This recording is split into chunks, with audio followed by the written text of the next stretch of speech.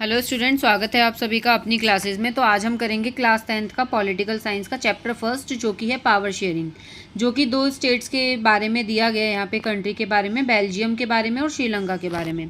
तो चलिए इसके कुछ क्वेश्चन आंसर्स देखते हैं। पहला है, which form of power sharing is seen in the case of Belgium. Belgium में कौन सी तरह की पावर शेयरिंग जो है वो देखी जाती थी? तो इसका आंसर है सी, हॉरिजॉन्टल भी होती थी और वर्टिकल भी होती थी।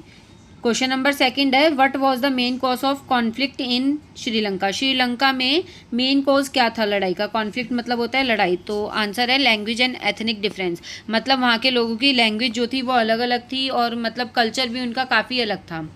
अब आते हैं क्वेश्चन नंबर थर्ड पे, in federalism power are divided between. Federalism में जो था पावर किस किस के बीच में जो थी डिवाइडेड थी, बटी हुई थी? तो इसका आंसर है B, central and state government. Central government और स्टेट गवर्नमेंट के बीच में पावर्स बटी हुई थी। क्वेश्चन नंबर फोर्थ है, what is meant by coming together federation. जो कमिंग टुगेदर फेडरेशन था उसका मतलब क्या है? आंसर है states coming together to form a union. Question number fifth, which country is an example of holding together federation.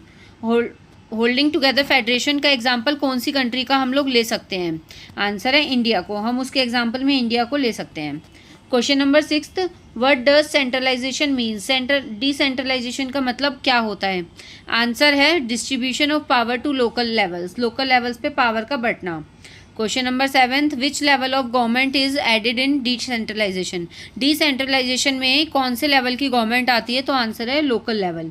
Question number 8, which is majoritarianism. Majoritarianism से क्या समझते हैं आप? तो इसका आंसर है rule by majority ignoring minorities. मतलब minorities को यहाँ पे नहीं देखा जाता, जो भी कास्ट या जो लैंग्वेज ज़्यादा बोलने वाले लोग होते हैं उनको देखा जाता है।